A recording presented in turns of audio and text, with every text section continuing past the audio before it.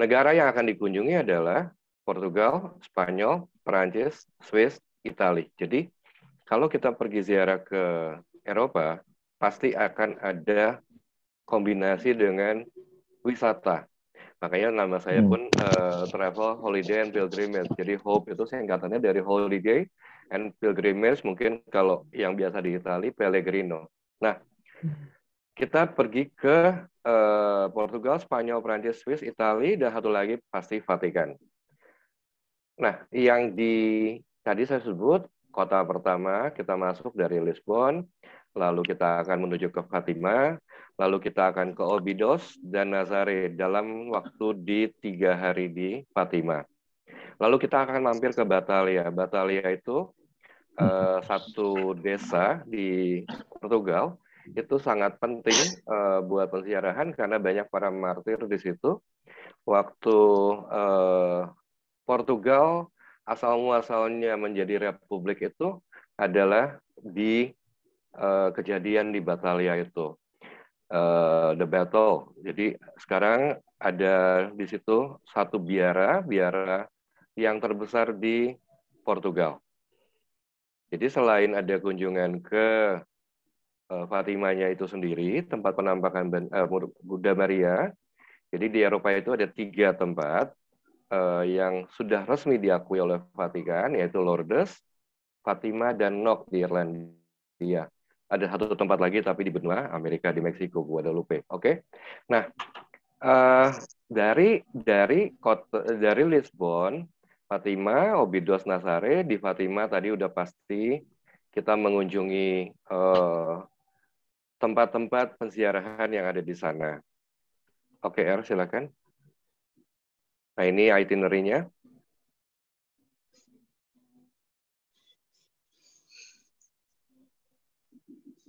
Ini kita masuk ke Portugal, ini Fatima.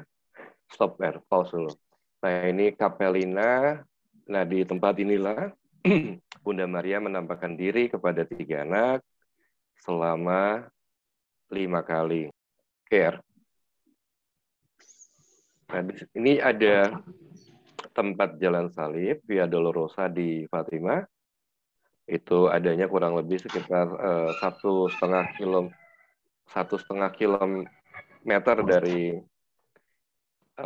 dari sanctuary. Mungkin ada yang belum pernah, gambar ini sangat favorit dan sangat populer. Ini adalah gereja Basilica of Rosary, sama seperti yang ada di Lourdes.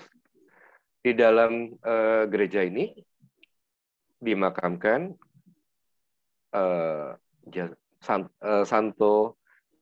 Santa Jacinta, Lucia, dan Santo Francisco. Ya, di sini di Fatima itu kurang lebih saya pernah hitung sekitar 2,1 kilometer total kita jalan kaki dari kita mulai dari stasi pertama sampai ke terakhir.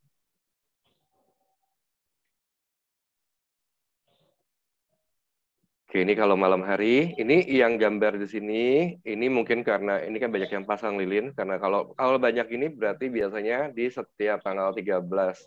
Tapi yang puncaknya itu adalah tanggal 13 Oktober. Waktu penutupan itu paling banyak. Jadi kalau hotel kita biasa di bulan Oktober, kita stay di sana tanggal 11 sampai ke 15, itu biasanya harganya antara 3 sampai 5 kali lipat. Itu udah sangat wajar. Dapat hotel pun udah bagus. Oke.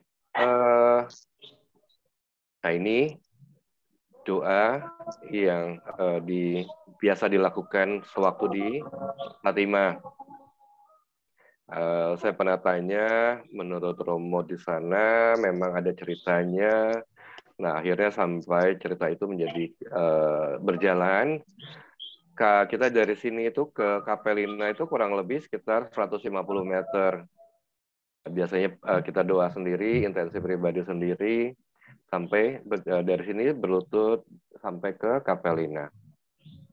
Nah, di sini biasanya suka ada, saya selalu akan info kalau yang buat mau berdoa berjalan sambil berlutut seperti ini, membawa buat dengkul ya, dibungkus handuk. Kenapa? Karena ingat perjalanan kita masih jauh gitu. Kadang-kadang suka ada batu kerikil atau yang batu-batu kecil gitu di lantainya sini. Boleh tolong di mute dulu, mungkin ada yang belum di mute, mohon di mute karena Oke. Ini bisa dilakukan pada saat pagi, siang, atau malam. Tapi saya biasanya menganjurkan malam hari atau di pagi hari. Oke ya, cukup untuk di Fatima. Ini ada gereja Basilika baru ya, yang sebelah sini. Ini adalah Basilika baru. Ini Basilika, kalau saya baca urutannya, adalah Basilika kelima terbesar di dunia. Dia bisa nampung sekitar 12.800-an kurang lebih. Ini gereja belum lama dibangun, belum terlalu lama. Nah, di sini ada statue dari Paus Johannes Paus kedua. Karena memang kan kalau sesuai dengan ceritanya, realita, Bapak Paus Johannes Paulus kedua ini sangat devosi kepada Bunda Maria. Kalau kita ingat Bapak Paus ini ditembak pada tahun 81, itu kejadiannya pada tanggal 13 Mei. Oke. Ya, ini ada bukti bahwa doa-doa yang sudah dikabulkan selama penampakan Bunda Maria sampai kepada ketiga anak, dan ketiga anak tersebut menyampaikan pesan-pesan Bunda Maria. Bentar, yang tadi.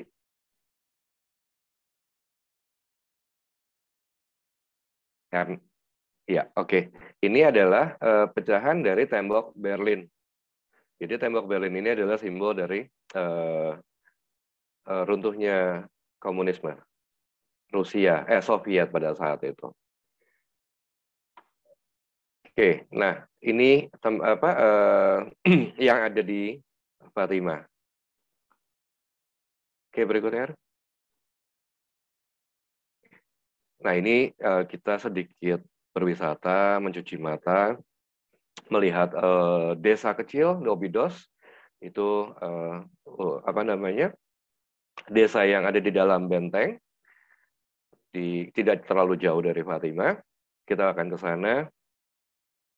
Desa ini sangat unik. Ini World Heritage juga.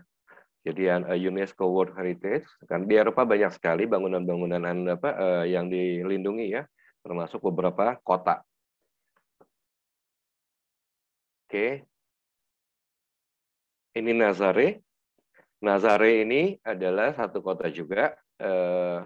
Di sini juga dipercaya, meskipun belum diakui, tapi untuk orang-orang Portugal sendiri, orang-orang lokal terutama, Bunda Maria Hitam ini adalah pelindung kota Nazare. Karena Nazare ini ombaknya sangat besar, jadi salah satu surga bagi untuk surfing. Dan uniknya itu adalah waktu saya ke sana, saya bisa lihat sendiri, terpisah oleh batu karang. Satu sisinya ombaknya sangat besar, satu sisinya yang tadi kita lihat itu, pantainya seperti itu. Itu salah satu keunikan di Nazare di situ. Nah, di atas bukit itu ada satu biara, yaitu biara yang tadi saya bilang, Bunda Maria Hitam, Black Madonna, ini yang di sini, yang ada dua pilar di atas, dua menara. Oke, selanjutnya, habis itu selesai di Fatima, kita akan menuju ke Spanyol. Dalam perjalanan antar kota di Eropa itu memang harus ada break-nya. Tadi yang saya bilang, jaraknya misalnya 550 kilo, tapi rata-rata perjalanan per 100 km di Eropa adalah 1 jam. Di luar dari stop toilet, di luar dari makan siang. Nah, enaknya di setiap kita pindah kota, mungkin ada kota lagi yang hanya sebetulnya buat transit dan singgah, tapi di situ ada juga para santo dan santa. Nah, Spanyol ini kita akan ke Burgos. Burgos ini terkenal dengan gereja Santa Maria. Di sini juga banyak para martir yang gugur di sini karena di area sini dulu banyak terjadi peperangan. Nah, gereja ini juga sangat unik, sangat bagus. Ini bangunan abad ke-10 ya, yang bangunan yang pertama ini bangunan abad ke-10. Di dalam gereja kita bisa masuk, kita bisa lihat, meskipun harus dipahami, beberapa gereja di negara-negara di Eropa itu sekarang ini memungut biaya. Tapi kita jangan negative thinking, karena biaya ini adalah biaya untuk melestarikan gereja itu juga. Gitu. Poinnya ke situ. Nah, Burgos ini sebagai kota transit sebetulnya, sebagai kota singgah, sebelum kita melanjutkan ke kota berikutnya. Besoknya, kita jalan dari Burgos, akan mampir singgah di Loyola. Nah, di Loyola, Bapak Ibu semua, Suster, Romo, pasti sudah tahu. Ini tempat Santo Ignatius berkarya, dibesarkan, dan juga dimakamkan. Jadi biara ini dulunya adalah yang tadi kita lihat itu, ini adalah kalau kita baca Santo Ignatius, riwayatnya keluarganya adalah keluarga bangsawan. Jadi rumah ini sekarang digunakan sebagai biara. Oke, kita masuk dari Loyola, tadi dari Burgos ke Loyola, itu tidak terlalu jauh, lalu menuju kota Lourdes, tempat Bunda Maria menampakkan dirinya kepada Bernadette. Nah, saya tidak mau cerita panjang mengenai hal itu, karena nanti kita akan bahas di lain berikutnya, mungkin saya bisa ajak Suster Yani atau Romo Victor untuk hal ini. Oke, sekarang yang di Lourdes itu ada perubahan setelah pandemi. Jadi tidak ada lagi mandi air suci. Mungkin demi keamanan buat para peziarah juga. Tapi kita dapat tetap membasuh, ngambil air suci itu tetap bisa dijalankan, hanya mandi air suci yang tidak ada lagi. Nah, ini mungkin yang terlihat di foto seperti ini. Jadi tidak mandi lagi, tapi kita bisa membasuh. Oke, air suci di Lourdes, semua yang percaya bahwa dengan air Lourdes ini akan buat penyembuhan, ya. Saya nggak tahu, nanti Suryani boleh bantu di akhir, atau Romo Victor juga boleh. Kalau saya pernah dijelaskan sama beberapa Romo, jadi kalau misalnya doa intensi untuk kayak di Fatima itu mungkin lebih kayak buat ke doa perdamaian, antar keluarga, antar teman, rekan bisnis, dan lain-lain. Tapi kalau di Lourdes itu lebih intensinya lebih fokus ke kesembuhan, seperti itu. Tapi di luar itu saya tetap punya pemikiran bahwa berdoa di kedua tempat itu sangatlah bagus, sangatlah baik. Oke, karena nah ini Jalan Salib di Lourdes, ada 2 tempat. Sebenarnya 3, satu tapi buat orang yang memang sulit berjalan atau tidak, maksudnya kesulitan berjalan. Tapi ada yang ini yang kita lihat ini adalah yang ada di puncak, ini memang sangat terjal. Tapi bagi yang memang berminat dan merasa kuat, hayu kita jalankan. Tapi kalau tidak ada sekarang, sejak tahun kalau nggak salah saya lupa 2016 atau 2017, itu di lapangan di lapangan yang di belakang itu dibangun buat Jalan Salib. Jadi dia datar buat semua orang yang tidak mampu berjalan dengan cepat atau kuat menanjak, bisa di halaman yang belakang itu. Oke. Ini prosesi yang tadi saya bilang, kalau di Lourdes itu dari akhir April sampai ke sekitar tanggal 12 atau 15 Oktober. Jadi perayaan-perayaan resmi seperti ini di Lourdes itu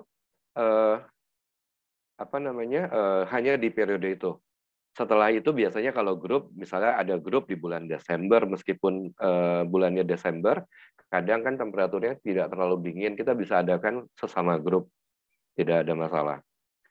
Jadi kita adakan prosesi lilin sendiri. Nah, di Lourdes seperti biasa, tadi mungkin di Fatima tidak ditampilkan souvenir kalau mau belanja. Jadi punya ciri khas masing-masing ya di Fatima dan di Lourdes. Kalau saya bilang harga untuk souvenir benda-benda religius buat kita pribadi dan buat yang keluarga, mau beli buat teman.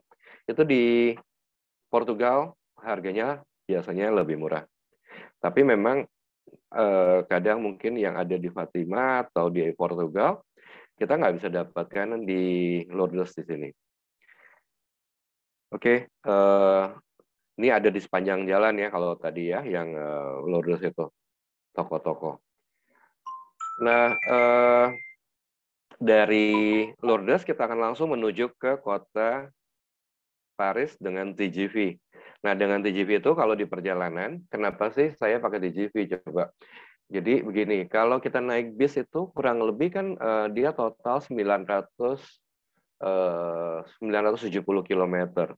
Jadi biasanya kita break itu di Nevers. Jadi Lourdes ke Nevers itu 720 km.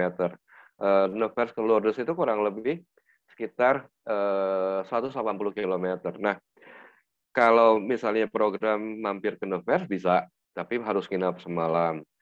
Tapi kalau misalnya yang ini, kebetulan saya bikin untuk langsung menuju ke kota Paris, itu kurang lebih dengan kereta api cepat TGV, sekitar 5,5 jam sudah sampai.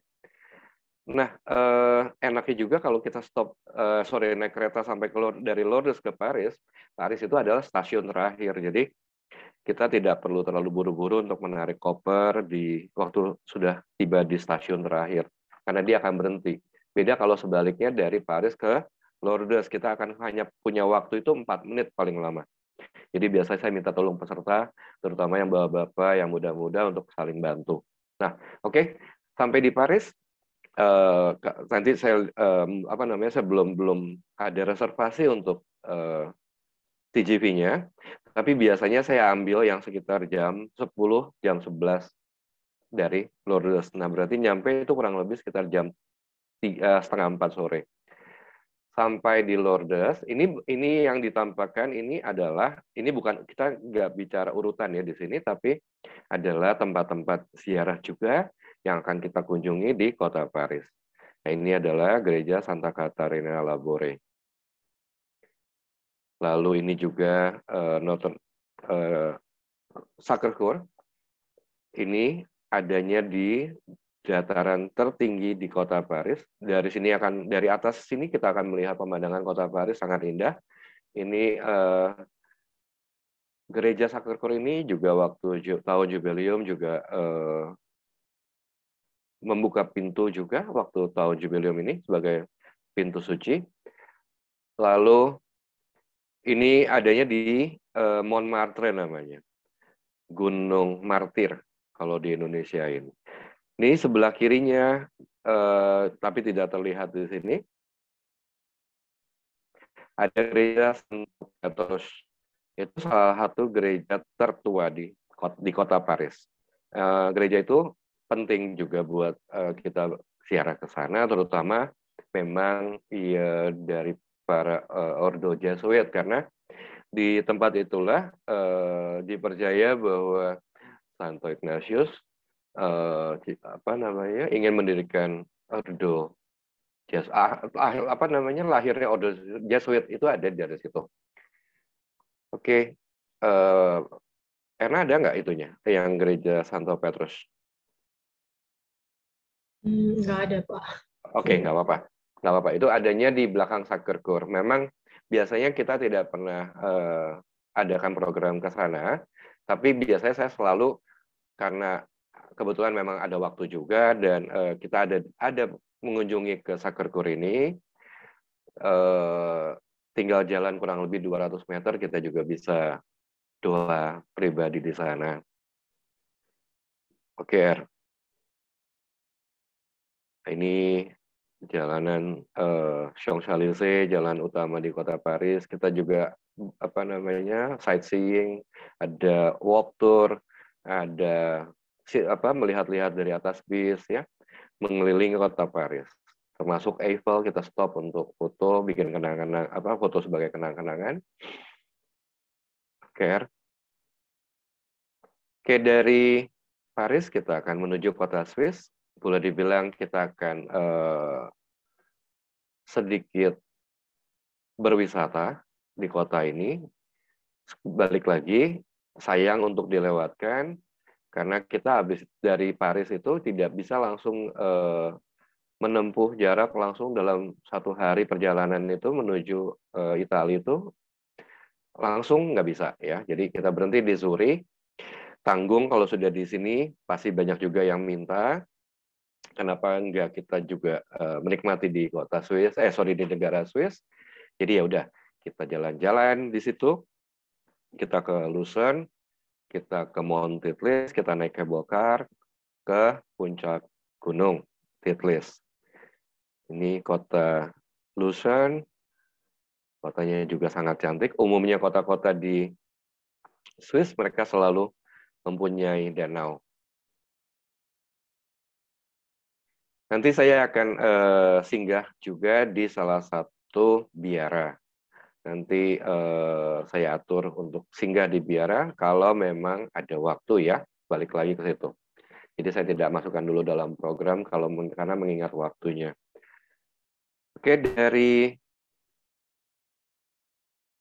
Swiss kita akan menuju Italia, kita akan masuk melalui perbatasan, biasanya melalui Como kota yang indah, tapi memang belum juga saya nggak tampilkan di sini.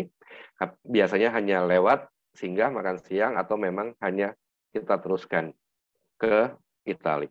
Oke, Romo Victor bisa cerita sedikit mengenai bantu saya untuk Padua?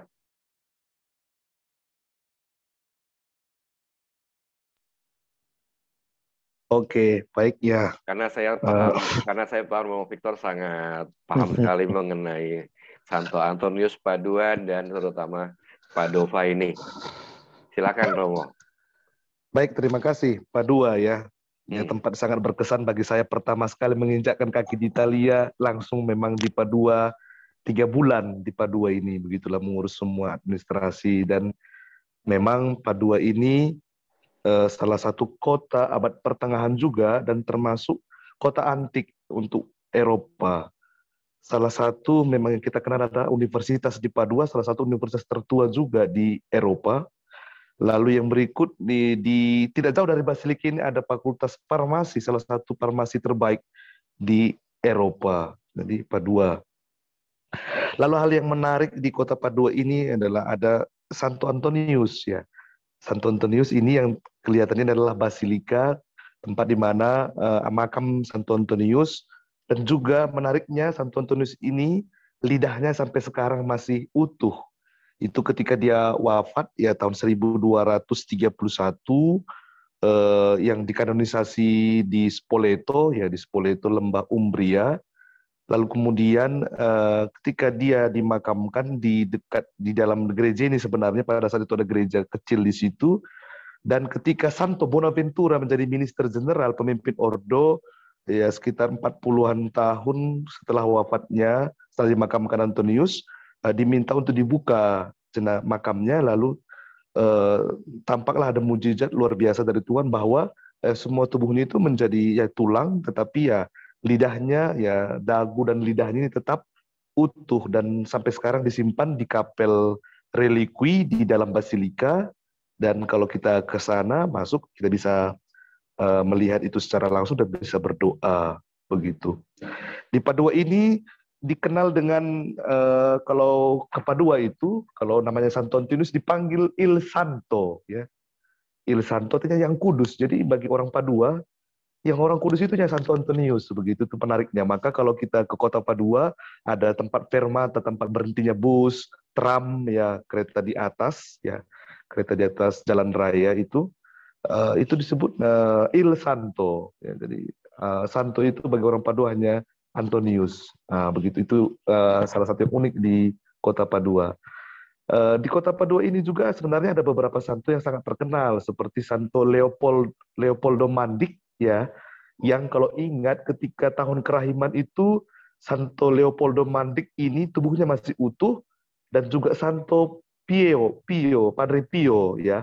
Dua santo ini dari keluarga Fransiskan, dari Fransiskan Kapusin. Ini waktu tahun kerahiman itu dibawa ke Roma Vatikan sebagai salah satu contoh ya tentang pentingnya kerahiman dan pengakuan dosa, karena kedua santo ini, Padre Pio dan Leopoldo Mandik yang ada di Padua ini tidak jauh sebenarnya dari basilika ini, ada di situ. Lalu juga ada Basilika Santa Justina, dan di dalam basilika ini tidak jauh dari Padua ini, dari basilika ini sebenarnya bisa kita jalan hanya sekitar ya 300 meter sih. Di dalam basilika itu diyakini menurut tradisi itu ada makam Santo Lukas pengarang Injil.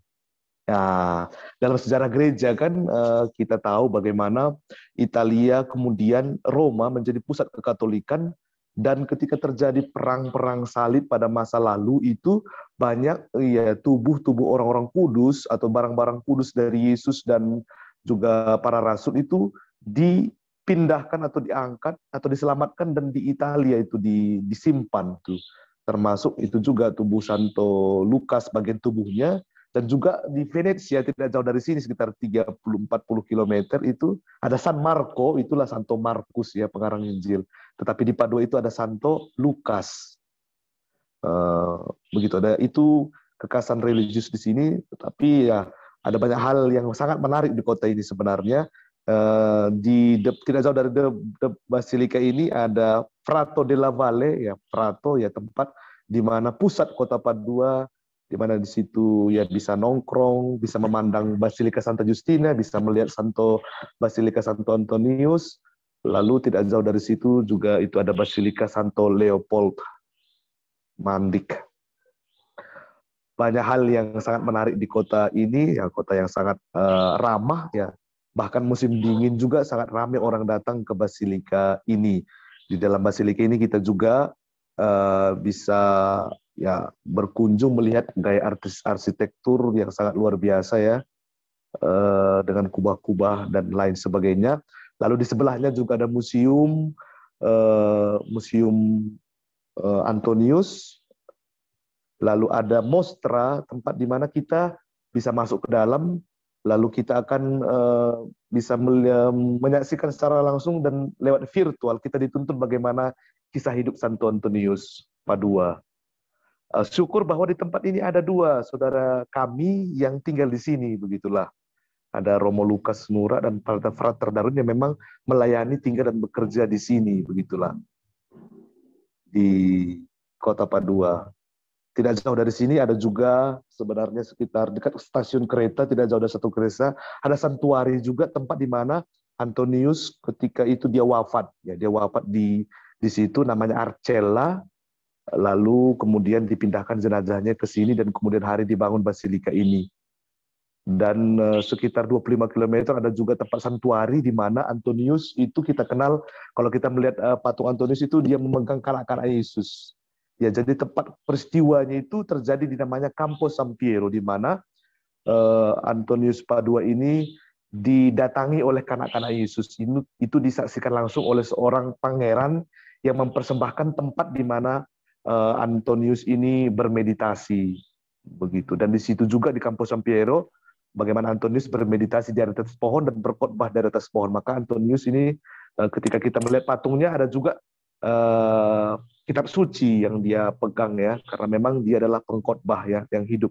Dikenal sebagai, diakui gereja sebagai doktor Injil ya. Dia sebagai doktor Injil karena kata-katanya, nasihatnya, khotbahnya itu selalu berdasarkan pada Injil, kitab suci.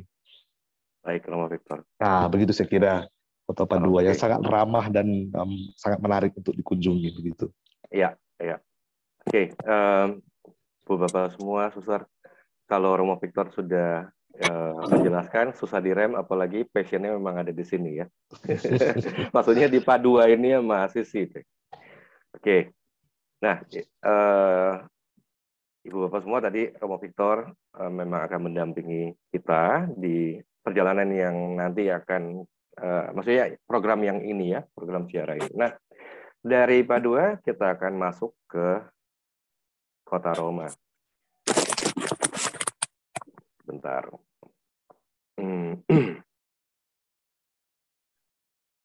Jadi Padua tadi sudah selesai. Romo Victor nanti saya lihat timingnya ya. kalau memang dari Padua kita akan bisa mampir singgah di Assisi, biar ada memori sedikit ya. Nanti saya akan belokkan sedikit. Tapi kita lihat nanti. Romo Victor nggak apa-apa ya? Jangan marah ya. Aman-aman. Soalnya saya tahu pasti kangen Assisi. Nah, oke, sesuai dengan itinerary saya adalah kita ke Roma karena memang banyak sekali kunjungan di kota Roma ini. Jadi mungkin Suster Yani, Romo Victor yang biasa pernah mendampingi grup saya kayak di Assisi, saya orangnya gini. Kalau saya ini gini, di travel saya dari tahun 89.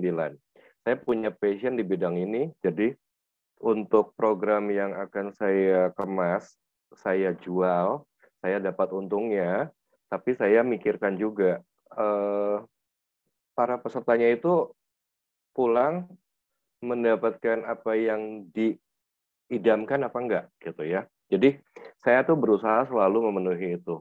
Jadi kalau saya bikin program, saya selalu merasa saya ini ada di tempat. Saya kalau tidak nyaman dalam membuat program, saya tidak akan bikin. Jadi saya maksudnya gini, saya mau menjelaskan bahwa kalau saya membuat program, pasti saya akan usahakan detailnya, jaraknya, sebisa mungkin, senyaman mungkin. Mungkin nggak bisa mencapai keinginan semua peserta, karena keinginan kita masing-masing kan beda-beda. Tapi saya berusaha untuk itu. Lalu kedua, kalau misalnya tempat-tempat yang kita lewatin atau terlewatkan, sebetulnya bisa mampir, itu karena durasi. Semuanya itu karena durasi.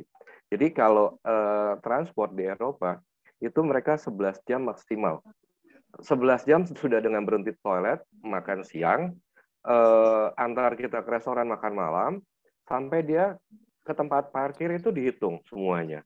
Nah, itulah yang menyebabkan kenapa sih kita waktunya sangat terbatas. Nah, kalau misalnya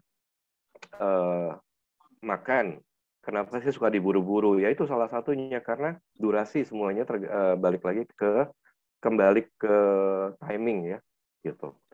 Oke, jadi sampai di kota Roma, saya pernah sama Suryani juga. Suryani juga sempat pernah negur, kenapa sih Marcel ini kok nggak diajak ke sini, nggak diajak ke situ. Tapi Suryani mungkin tahu juga, saya kalau ngemas program pasti saya lebih banyak mengunjungi ke gereja-gerejanya dibandingkan fokus ke tempat shopping. Bahkan Suryani pernah negur, ngapain sih itu shopping di situ? Apa namanya, kenapa sih nggak di yang ada yang tempat yang murah misalnya. Kan saya selalu ngikutin kalau Suryani misalnya masih ingat. Betul ya Suryani ya? Masih ada Suryani di sini? Iya, Marcel. Oke. Nah, Suryani mungkin mau refresh sedikit mengenai Roma. Jadi kunjungan ke kota Roma itu biasanya saya pasti akan mengunjungi 4 basilika penting, yaitu Santo Petrus, Santa Maria Maggiore, Santo Paulus outside wall itu, sama Laterano, Katedral Lateran. Oke, coba Suryani mau berbagi sedikit mengenai salah satu dari 4 basilika, atau mungkin gereja basilika yang ada palung Yesus itu apa ya namanya, Suryani, saya sampai lupa. Terus dari situ biasanya kita jalan ke Bunda Maria Maggiore, gereja Santa Maria Maggiore. yang seberangnya. Ya, setelah itu kita jalan ke Maria Penolong Abadi. Iya, betul. Berdekatan itu. Ya. Itu dekat sama tempat tinggal Suryani ya dulu ya. Betul, 5 menit dari situ. Iya. Ya. Suryani mau cerita sedikit mengenai pengalaman di kota Roma ini? Ya, pengalaman religius misalnya, kalau mau silakan. Oke, saya biasanya karena sebagai misionaris, saya kongregasi Francis FMM, Fransiskan Misionaris Maria. Biasanya kami kalau ada di satu tempat itu 1 tahun belajar bahasa dulu. Dan waktu belajar bahasa di Rome, saya diajak oleh suster saya orang Italia mengenai ada yang kolosium, Fontana di Trevi, Spanish Step, Emanuele Vittorio II, dan juga terutama Vatikan. Di sini tidak ada gambar Vatikan, tapi saya nggak apa-apa, saya jelaskan sedikit. Itu dia. Jadi Vatikan ini adalah kota kecil di dalam kota Italia. Mereka punya kekuasaan sendiri, punya pemerintahan sendiri, dan kalau lihat di gambar ini, kalau saya tunjuk di sini, itu jendela di mana Santo Paus, Bapak Suci sering membuat Angelus setiap hari Minggu jam 12 itu adanya di sini. Tapi upacara-upacara yang besar seperti penggantian Bapak Suci itu adanya di tengah sini, di atas, di jendela di atas ini. Ya, Bapak Ibu sekalian lihat di sini ada banyak orang, itu adalah mungkin hari Rabu waktu audience. Audience itu pertemuan dengan Bapak Suci dalam 7 atau 6 bahasa, di mana ada renungan pribadi. Bisa juga waktu ada pesta, karena saya lihat di sini ada altar, mungkin waktu Paskah atau waktu Natal. Karena tempat saya tinggal tidak jauh dari Vatikan, kira-kira 20 menit dengan kereta bawah tanah, sehingga apapun yang terjadi di Vatikan waktu itu dari tahun 2015 sampai 2020, saya tetap mengikuti upacara di sini. Dan di bawah sini ada semacam lantai. Kalau Bapak Ibu berdiri di situ, ada petunjuknya. Bapak Ibu akan melihat tiang-tiang ini, yang ada 4 tiang itu hanya dalam satu garis. Itulah mukjizat di Vatikan. Dan kalau ada pertemuan dengan Bapak Suci, Bapak Ibu dan sendiri, semua orang dari seluruh dunia datang. Biasanya saya membawa kelompok Hope ini duduk di pinggiran sini. Dalam arti apa? Atau di depan sini. Makanya kalau ke Vatikan itu lebih baik 3 jam sebelumnya sehingga mendapat tempat yang bisa kita melihat Bapak Suci secara lebih dekat. Kalau kelompok duduk di sebelah sini, itu berarti kalau Bapak Suci lewat di jalan ini, kita akan melihat beliau lebih dekat. Dan biasanya kalau dekat begitu ada fotonya, kenang-kenangannya. Oke, itu sedikit Vatikan. Nanti mungkin kalau ada pertanyaan silakan. Dan gedung ini adalah Museum Vatikan. Di mana kalau masuk ke Museum Vatikan kita harus keluar dari kota Vatikan ini, keluar ke jalan, baru ke belakang itu kita masuk. Di situ banyak sekali peninggalan-peninggalan dari Bapak Paus sebelumnya dan cukup luas. Serta di ujung sini itu ada tempat, kalau nggak salah di sini, itu tempat kapel yang untuk pemilihan Bapak Suci. Asap hitam, asap putih adanya di sini. Itu ya kalau ada semacam kayak jarum, disitulah kalau asap hitam keluar berarti belum sah pemilihan Bapak Suci. Tapi kalau udah asap putih berarti sudah terpilih siapa yang akan menjadi pemimpin agama Katolik di dunia. Itu sedikit tentang Vatikan. Marshall, bisa kita balik ke 4 gambar tadi? Ya, Suryani. Tolong balikin ke 4. Nah. Oke, Kolosium. Kolosium ini tempat bersejarah. Kenapa di Roma itu banyak turis datang?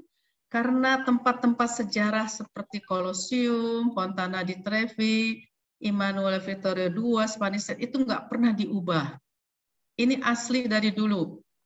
Kolosium itu tempat berziarah, dibangun pada tahun 72 Masehi, yang diselesaikan oleh anaknya dari Vespasian, yaitu Titus, tahun 80, dan waktu itu dibangun dalam zaman Nero. Dan dulu di sini, yang kosong-kosong ini nih, semua patung dari para menteri Roma saat itu. Dan tempat penganiayaan orang-orang Kristen di tempat sini. Waktu itu terakhir dijadikan tempat untuk film Gladiator di sini ya. Setiap Jumat Suci, Bapak Suci akan berada dulu di dalam Kolosium untuk mendoakan jalan salib bagi arwah-arwah orang Kristen yang meninggal secara tidak wajar di dalam Kolosium. Fontana di Trevi yaitu tempat permandian raja, dulu raja-raja mandi di sini. Sekarang dijadikan tempat turis di mana kalau Bapak Ibu ke sana membuang koin dari menghadap belakang, membuang koin dari tangan kanan ke pundak kiri ke belakang. Kalau 1 kali katanya kembali lagi ke Rome. Kalau 2 kali dapat jodoh. Itu yang katanya menurut orang-orang terjadi. Lalu Spanish Step, itu dulu di sini ada kedutaan Spanish. Kenapa disebut Spanish Step? Tangga ke kedutaan Spanyol. Nah, di situ ada gereja, sekarang ada gereja, di dalamnya ada Maria Bile. Bagus sekali. Kalau misalnya bisa masuk ke gereja ini, malah lebih bersyukur. Makanya saya sering bilang sama Marsal, kalau hal-hal kecil kita abaikan, tapi kita ambil tempat-tempat bersejarah. Kalau sore, di sini penuh orang-orang, karena di depan sini, itu banyak pertokoan barang-barang brandis, yang biasanya orang-orang Indonesia sering beli di situ, tapi harganya cukup lumayan. Lalu Emmanuel Victoria II, ini adalah tempat makam para pahlawan Perang Dunia Kedua. Jadi di sini ada tentara yang harus selalu jaga, di depannya ada api yang selalu bernyala, dan tentara atau CPM yang jaga di sini tidak berhenti selama 24 jam. Jadi kalau masuk dari sebelah kanan saya sini ke dalam, lalu disitulah makamnya para pahlawan. Itu sedikit penjelasan dari saya, Marcel. Ini semua adanya di Kota Roma. Ya, terima kasih, Suryani. Ya. Terima kasih banyak. Saya jujur kangen sama Suryani, bro. Udah lama juga nggak ketemu. Oke, jadi Ibu Bapak semua tadi dibantu sama Suryani. Jadi ini Santa Maria Maggiore. Jadi ada 4 basilika penting, meskipun banyak lagi yang kalau saya mau ya pasti udah banyak yang udah ke Kota Roma. Kalau kita ke Kota Roma itu kita jalan berapa ratus meter, ada kapel, ada gereja, ada biara. Nah, seperti itu. Oke, Ibu Bapak semua, kita sudah selesaikan program sosialisasi program kali ini. Jadi mungkin silakan kalau ada yang mau bertanya.